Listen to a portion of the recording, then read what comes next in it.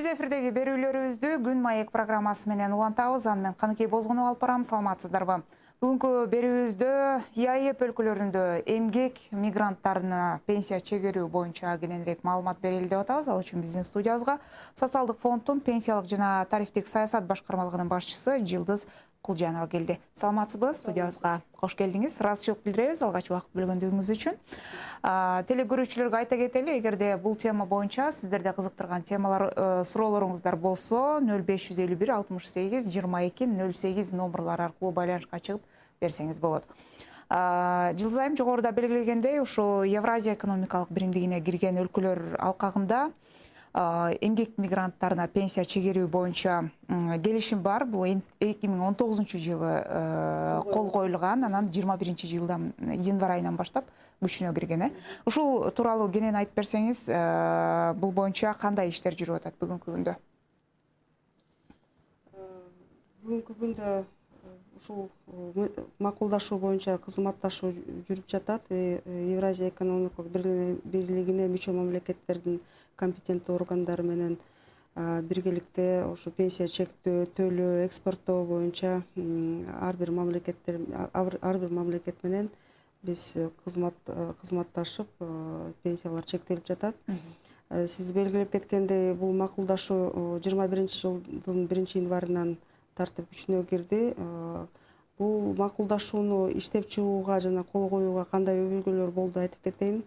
Себеби ар кандай талдоолор боюнча биздин жарандарыбыз, миллиондон ашык жарандарыбыз чет өлкөдө эмгектенип жатышат.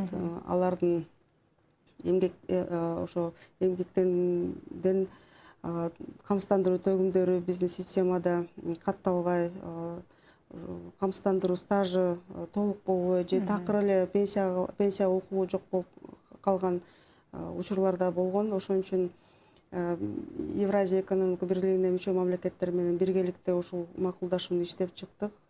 Ушул кол коюлуп, анан күчүнө кирди. Бүгүнкү күндө Евразия экономика бирлигине мүчө мамлекеттердин кирген жарандар ошо камсыздандыруу төгүмдөрүнүн эсебинен пенсиялык укуктарын камтып, өздөрүнө чегере алышат. Пенсия кандай чектелет? Ар бир мүчө мамлекет өзүнүн мыйзамдарына ылайык пенсиясын чектейт. Ошон үчүн биздин жарандар каякта болбосун формалдуу эмгек келишимдерди түзүп, толук кандуу ошо ар бир мамлекеттин пенсиялык системасына катышыш керек. Ошондо гана пенсиялык укуктар пайда болот жана пенсия экспорттолот. Бул талаптар жөнүндө айтып атасыз. Негизи кандай талаптар бар? Булар мындай мыйзамдуу, легалдуу иштеш керек болот, сөзсүз түрдө. Легалдуу иштеш керек. Ошо легалдуу иштегенден улам камсыздандыруу төгүмдөрү төгүлүп, пенсиялык укуктар пайда болот. Бүгүнкү күндө Социалдык фонд тарабынан Россия Федерациясынын жарандарына 39 жаранына пенсия чектелди. Казакстан Республикасына жарандарына 8 пенсия чектелди. Ал эми Россия Федерациясы тарабынан биздин жарандарга дагы 8 пенсия чектелди. Демек, бул келишим иштеп жатат. Бул 2 жылдан бери экспорттоого кайсы пенсиялар кетет? Бул ошо күчүнө киргенден баштап камсыздандыруу төгүмдөрүнүн эсебинен эсептелген пенсиялар экспорттоого кетет.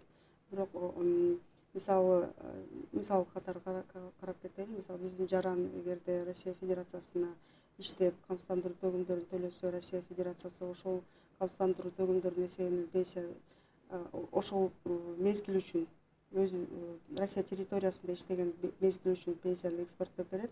Биз болсо Кыргызстан социалдык фонду бизде кандай камсыздандыруу төгүмдөрү болсо бүт баарын эсептеп, жана пенсиянын базалык бөлүгүндө баарын кошуп беребиз. Эгерде биздин республикабызда жашаса, эгерде биз жаран Россия Федерациясында жашаса, анда баары бир аякта деле төлөп беришет.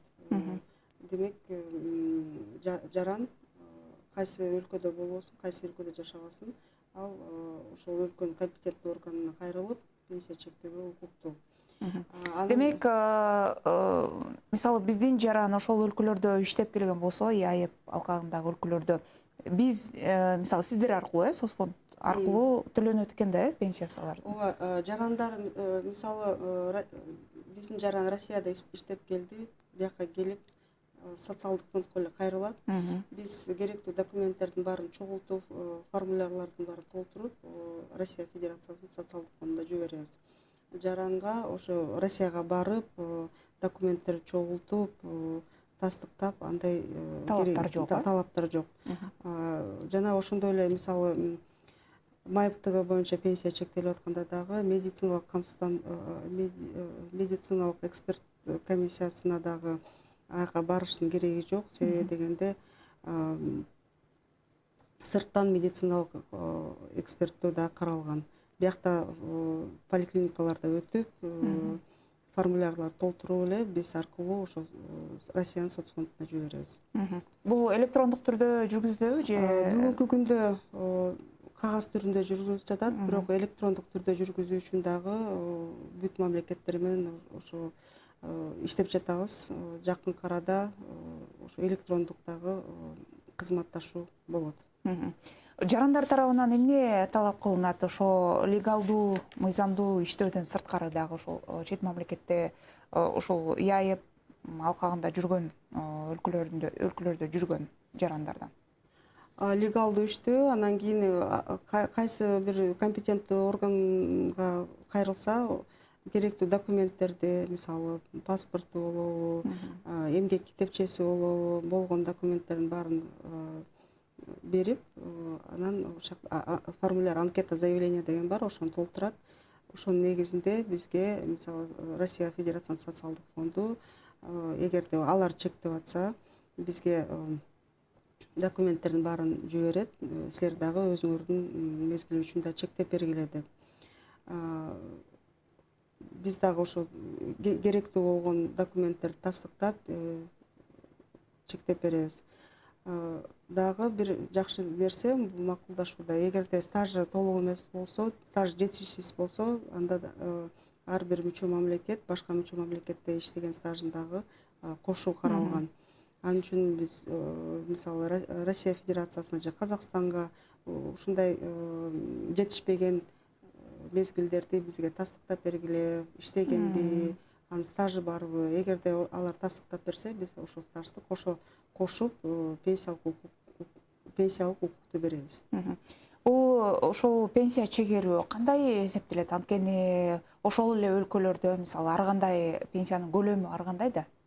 Ошону дагы жалпак тил менен түшүндүрүп берсеңиз. Пенсиянын көлөмү ар кандай, себеби камсыздандыруу төгүмдөрүнүн тарифтери да ар кандай. Ошого карата ар бир мамлекет өзүнүн мыйзамына карата чектейт. Биз болсо жалпы тариф бул 27,25%. Ошонун эсебинен пенсиялык фондко 23% кетет. Ошо пенсиялык фонддун канча төлөмдөр болсо, ошону биз чектеп беребиз. Андан тышкары бул камсыздандыруу бөлүгү, андан тышкары пенсиянын базалык бөлүгү бар. Аны да чектеп беребиз, эгерде бизде туруктуу жашоону кааласа жаран. Эгерде туруктуу жашабаса, биз жалаң гана камсыздандыруу бөлүгүн гана экспорттойбуз башка өлкөлөргө. Дагы бир талаптардын бири, мисалы курагы боюнча пенсия чектөө үчүн кеминде 12 ай камсыздандыруу стажы болуш керек. Ал эми пенсиянын топтомо бөлүгү жана майыптыгы боюнча жана багар көбүрүнөн айрылгандыгы боюнча пенсия чектелгенде ал уже ар бир мүчө мамлекеттин мыйзамдарына ылайык чектелет. Жогоруда сиз башында сандарды айтып кетпедиңизби? Канча жаранга чектелди пенсия? Бул Кыргызстан тараптан ИАЭП өлкөлөрүнө чектелген пенсиянын ошол адамдардын саныбы же тескерисинче мындай башка өлкөлөр чектеген жарандардын саны дагы барбы сиздерде, мисалы Россияда же Казакстанда? Россия Федерациясы ошо бүгүнкү күндө биздин 8 жараныбызга чектеп берди пенсияны. Себеби дегенде ошо 8 жаран Россия Федерациясынын мыйзамдарына ылайык пенсиялык укуктарга ээ болду. Камсыздандыруу төгүмдөрүн төлөшкөн. ошон үчүн алар 8,5 чектеп берди. Биз болсо Кыргыз Республикасы социалдык фонду Россия жарандарына дагы чектедик. Бүгүнкү күндө 39 жаранга чектедик. Алар ушу легалдуу иштеп, бизге камсыздандыруу төлөмдөрүн төлөгөн. Ошондуктан 12 ай стажы бар. Ошондуктан аларга чектеп бердик. Негизинен бизде көп мигранттар ошо Россия Федерациясында, анан Казакстанда болот да негизинен. Көбүнчөсү ооба Россия Федерациясында, анан Казакстанда ушу 90% ашык мигранттарыбыз ошол жакта. Андан тышкары биздин эмгекчилер Түркия Республикасында да көп, Корея Республикасында да көп. Ошондуктан Түркия Республикасы менен дагы алардын өкмөтү менен дагы тиешелүү келишим, социалдык камсыздоо боюнча келишимин да түзгөнбүз. Ал келишим 20-жылдын ноябрынан баштап күчүнө кирген. Бул келишим да ошо Евразия экономик бирлигине мүчө мамлекеттердин пенсиялык камсыздоо келишимине да окшош.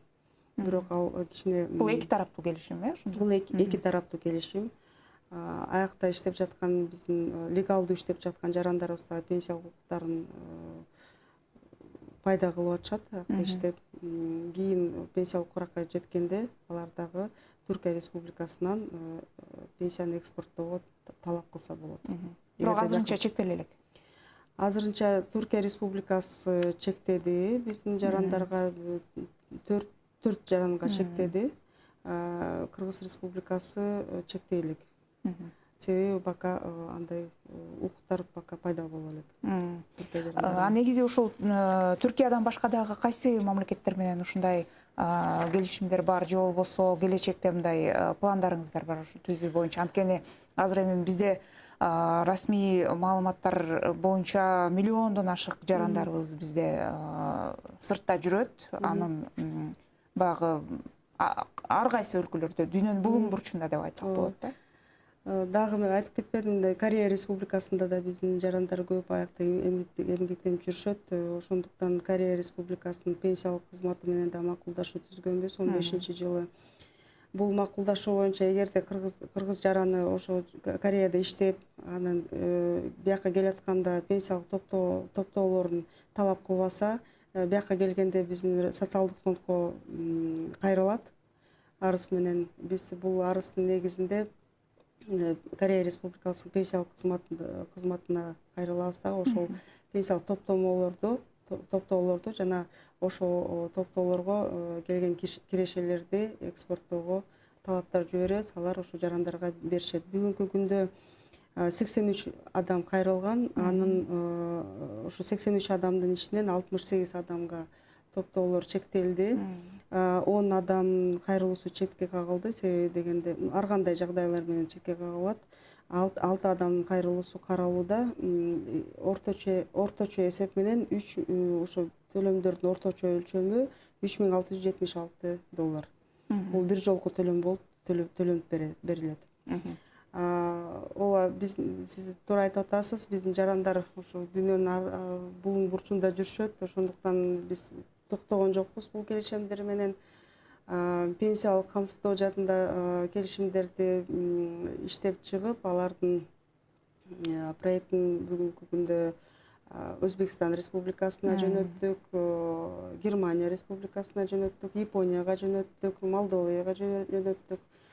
Жана башка өлкөлөр менен дагы биринчи ирет кызматташуу жөнүндө, практика боюнча кызматташуу жөнүндө келишимдер түзөбүз. Анан кийин эгерде биздин визави макул болсо, пенсиялык камсыздоодо келишим түзөбүз. Экинчи тараптан дагы көз каранды. Экинчи тарап дагы макул болуш керек мындай келишим түзүүгө. Ошон үчүн мындай келишимдер түзүү боюнча дагы иштерди улантабыз. Бизде телефон чалган көрүүчүбүз бар экен. Алло, саламатсызбы? Сизди угуп атабыз.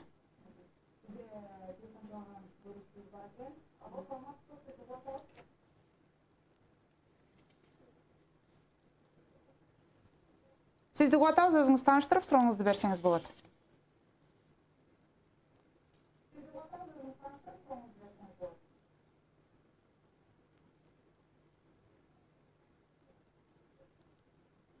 Yer 10 yıldan aşık stajı var da.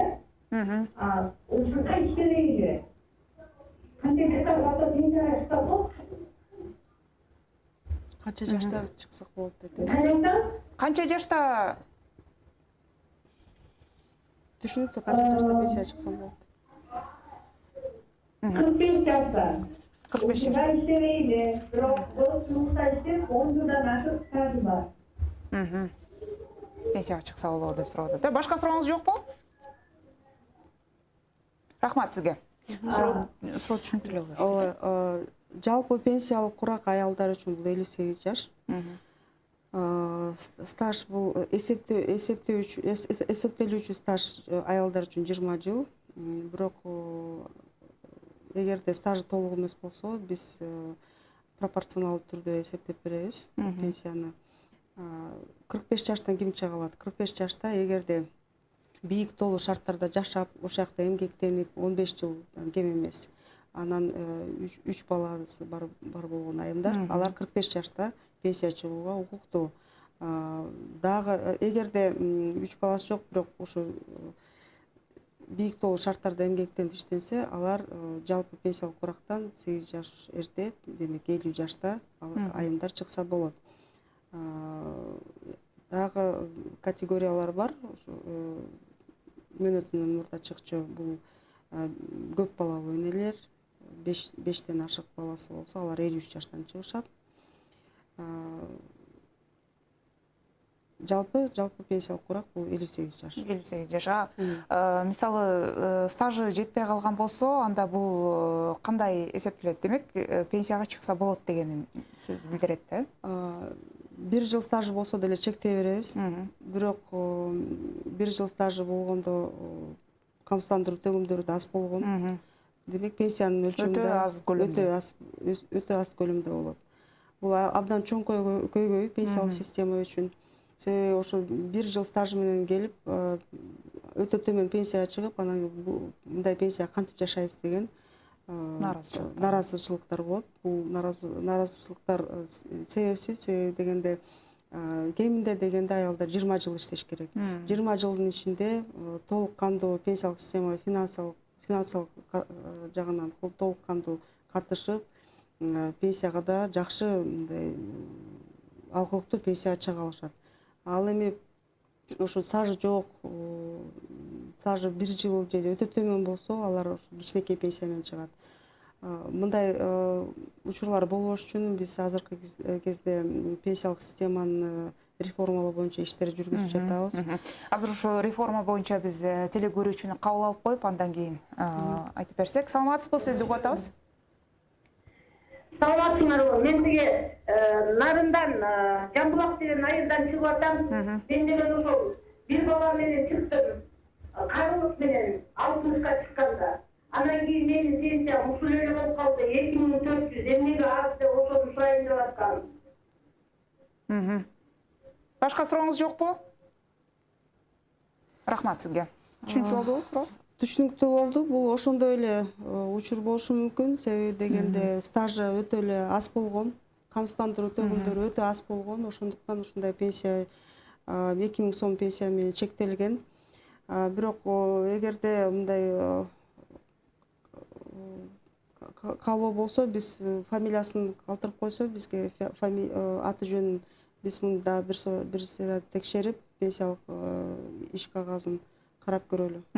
Эфирден сырткары чалып, биздин кыздарга телефонуңузду калтырып коюңуз, эфир бүткөндөн кийин жооп берет. Азыр ушул жогоруда айтып келатыңыз эле пенсиялык фонд боюнча, ошол боюнча кыскача айта кетиңиз, анткени бизде убактыбыз өтө аз калды. Биздин алдыбызда турган максаттар бул пенсиялык системаны реформалоо. Ушундай 2000 сомдук пенсиялар болбош керек. Пенсиялар татыктуу болуш керек. Татыктуу болуш үчүн пенсиянын камсыздандыруу принциптерин күчөтүш керек. Пенсиялык системага адамдар катышып, толук кандуу катышып, өзүнүн укуктарын толук кандуу түзгөндө гана алар татыктуу пенсияга ээ боло алышат. Ошол тарапта биз иштерди жүргүзүп жатабыз. Келечекте ошо тиешелүү мыйзам долбоорундагы иштеп чыгып, коомчулукка алып чыгабыз. Кыргыз Республикасы Жогорку Кеңешинин кароосуна дагы киргизебиз буюрса. Бул пенсиялык системаны эле реформалоо эмес, пенсиянын топтомо системасын да реформалоо алдыда турат. Себеби дегенде пенсиялык топтомо каражаттары жылдан жылга өсүп жатат. Бизде бул мыйзамдар боюнча пенсиялык топтоолорду мамлекеттик баалуу кагаздарга жайгаштыра алабыз, депозиттерге жана башка жалпысы 5 инструмент бар, бирок бул 5 инструмент менен токтолбой эле инструменттерди кеңейтишибиз керек. Себеби дегенде эң биринчи бизде милдетибиз бул кирешеликтүү жогорулатуу жана жарандардын пенсиялык камсыздоосун жогорулатуу болуп эсептелет. Бул жактан дагы биз иштер жүргүзөбүз. Жогорудагыдай нааразычылыктар болбош үчүн жарандар тараптан дагы бул маселеге өтө мындай жоопкерчиликтүү мамиле кылышы керек. Биздин республикасында, чет өлкөдө эмес, биздин республикада дагы формалдуу ишке орношуп, формалдуу эмгек келишимдерин түзүш керек. Жана өздөрүнүн жеке эсебин да карап туруш керек. Жумушчулар төлөп атабы, мен үчүн чегерүүлөрдү жүргүзүп атабы деп. Ошон үчүн жыл сайын эмес, ар бир ай сайын деле карап турсаңар болот. Өзүңөр жеке эсиңерди социалдык фондко келип же тейлөө борборлорунда дагы биздин социалдык фонддун окошколору бар. Ошол жака да келип, сиз ар бир жаран өзүнүн жеке эсебин талап кылса болот. Жеке эсебинде ошо кайсы мезгил үчүн кандай камсыздандыруу төгүмдөрү төлөндү, ошонун баары маалымат көрүнүп турат. Ошону да текшерип турса жакшы жарандар. Жогоруда айтылган ушул ИАЭП алкагындагы жанагы макулдашууну аткарууда кемчиликтер, тоскоолдуктар жокпу? Бүгүнкү күндө ошол кемчиликтер жок. Бир гана ошо биздин жарандарыбыз формалдуу, легалдуу жумушка орношуп, камсыздандыруу төгүмдөрүн төлөш керек. Өзгөчө бул чет жакта көп жылдардан бери жүргөн жарандарга айта турчу нерсе.